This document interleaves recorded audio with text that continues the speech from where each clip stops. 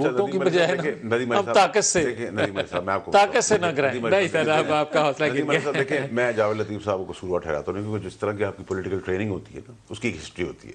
میں آپ سے شروع کرتا ہوں. یہ جو غلاظت زبان درازی کی سیاست میں آیا وہ پی ٹی آئی پہ لوگ کہتے ہیں کہ ہم نے کیا. نہیں, بے نظیر بھٹو صاحبہ جب پیلے کپڑے پہن کے اسمبلی میں ریکارڈ کا حصہ ہے, کیا نام پکارے گئے, ان کی والدہ اور ان کے لیے کیا جہازوں سے لیفلیٹس گرائے گئے. سنتے جائیں آپ.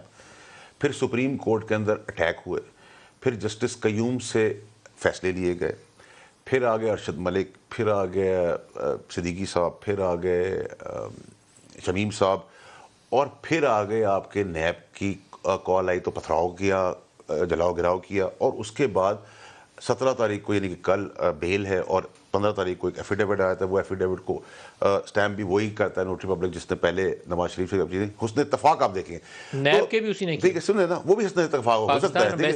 دیکھیں میری بات سنیں. اب ندیم ملک صاحب یہ جب آپ پوری ہسٹری لیں نا, اس پوری ہسٹری میں آپ کو یہ ملے گا کہ ان کو جب اپنی مرضی کی کوئی چیز چاہیے, ٹھیک ہے, تو یہ کانٹرڈکٹری یا کانٹروورشل سچویشن بنے گا. اگر مجھے لگے گا ندیم ملک صاحب میرے خلاف جا رہے ہیں تو میں ان کو الزامات کی زد میں لے لوں. اچھا پرابلم یہ ہے کہ جب آپ اداروں کو, جو انصاف کے گھر ہیں, فوجی ادارہ ہے, یہ بنیادیں ہیں ہمارے ملک کی, میڈیا ہے, اس میں جب آپ ان کو ہلاتے ہیں تو ایک عام انصاف لینے والا آدمی یہ سوچتا ہے کہ میرے بچے کے ساتھ آتی ہوئی, میری جائیداد کے ساتھ ہوئی, کوئی بیوہ کا مسئلہ ہے, وہ پھر سڑک پہ انصاف کرنا شروع کرتا ہے. تو they are risking the country.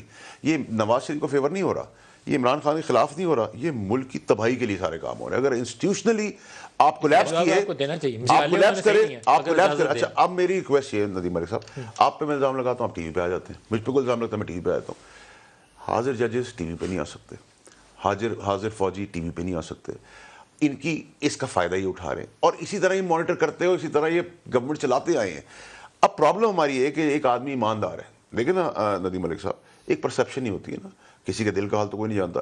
ایک 95% جوڈیشری میں ایماندار لوگ بیٹھے ہوئے ہیں, نیک نیت لوگ بیٹھے ہوئے ہیں. ہر آدمی ان کے پاس جاتا ہے, کبھی آپ کے حساب سے فیصلہ آتے ہیں, کبھی خلاف فیصلہ. اگر آپ کو کوئی پرابلم ہے ایز انسان, آپ کے پاس سپریم جوڈیشل کاؤنسل ہے. فوج کے کسی آدمی سے پرابلم ہے, آپ ایم آئی میں جا کے خط لکھ دیں, ٹھیک ہے. اب پرابلم یہ ہے کہ جب آپ کانٹروورشل بناتے ہیں, اور اس آدمی کو کانٹروورشل بناتے ہیں جو حاضر جج آج ہے, اس کا حصہ نہیں تھا اس بینچ کا. ایک دوسرا سر جو انہوں نے کہا کہ وہ گلگت بلتستان آ کر انہوں نے فون کیا کہ تم نے اس کو بیل نہیں ہونی تھی, اس کا فیصلہ 2 دن پہلے ہو چکا تھا. تو جب 2 دن پہلے ایک چیز کا فیصلہ ہو چکا ہے تو کہانی تو کھل گئی ہے اب.